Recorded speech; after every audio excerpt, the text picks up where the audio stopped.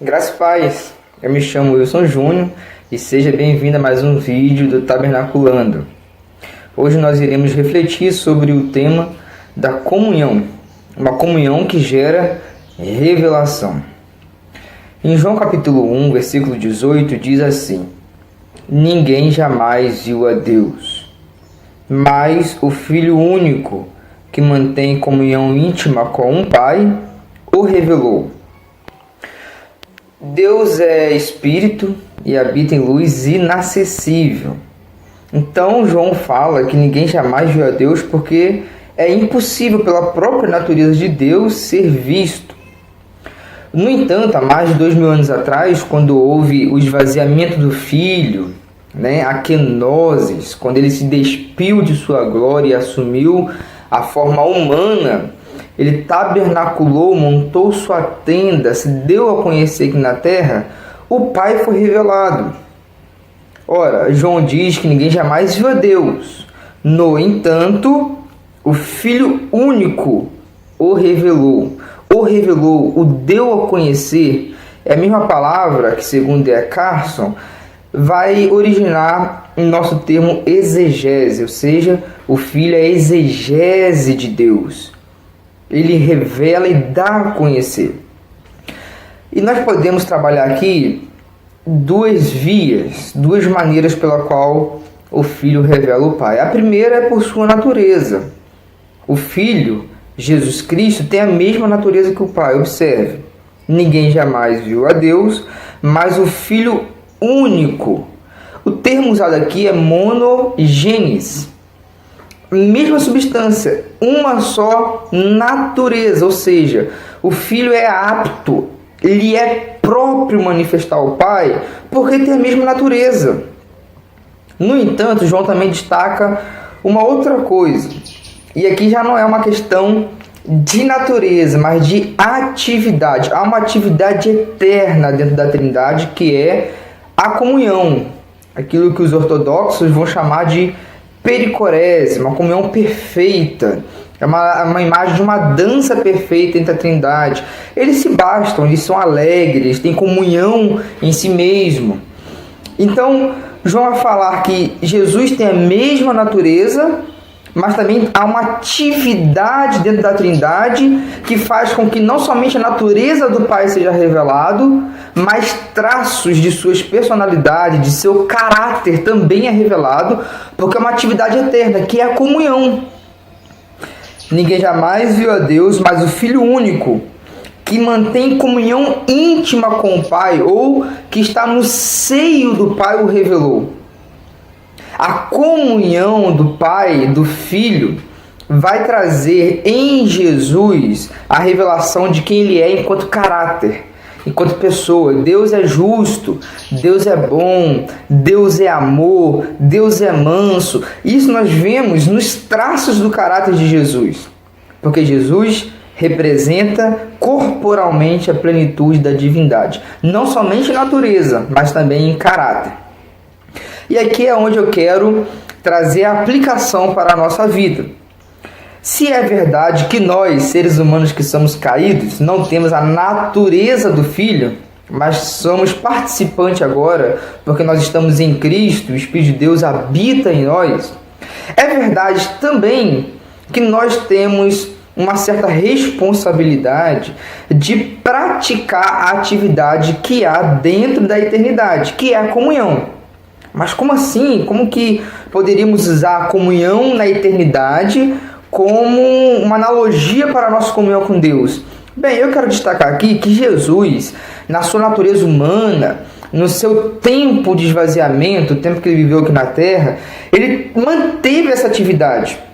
Ele manteve a comunhão com o Pai como homem. E essa comunhão que era na eternidade adentra a história e é relatada nos evangelhos de maneira muito profunda e abrangente. São muitos relatos que nós temos de Jesus Cristo em seu momento de comunhão com o Pai.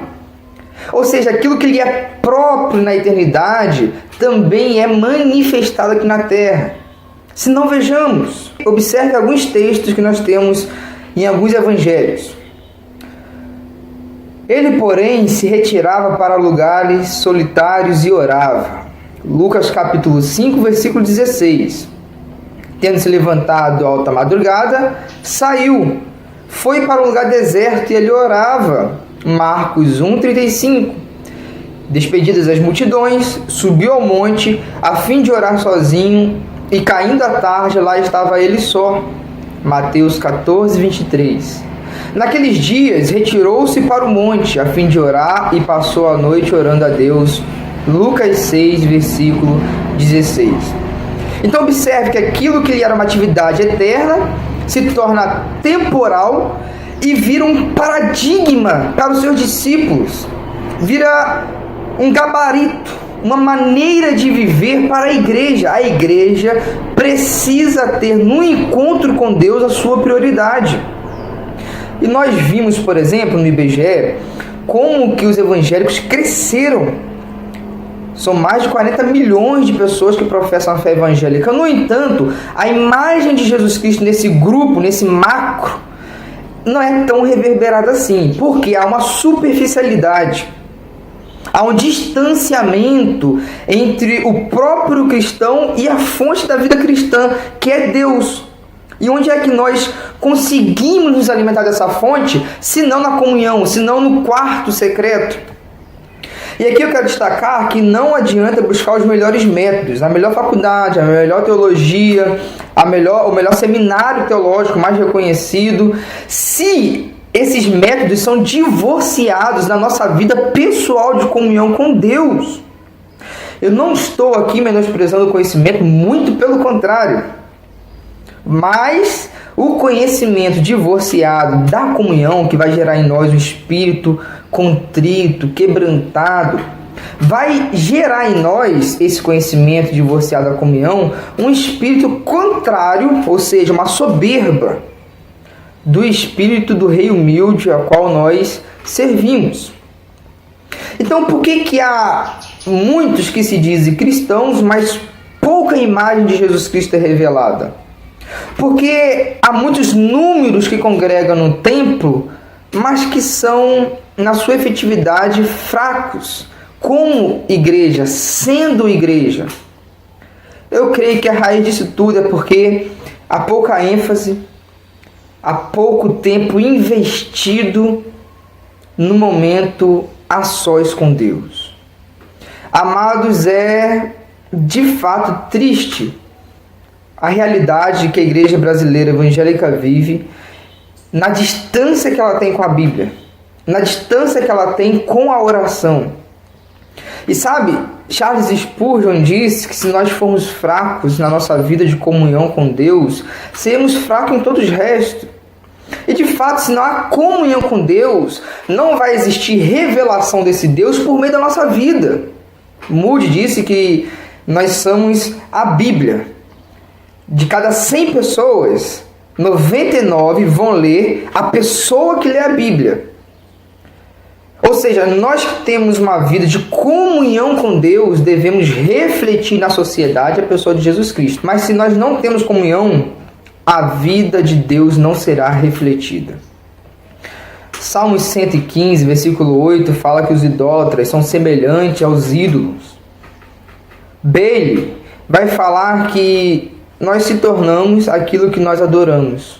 E isso é verdade.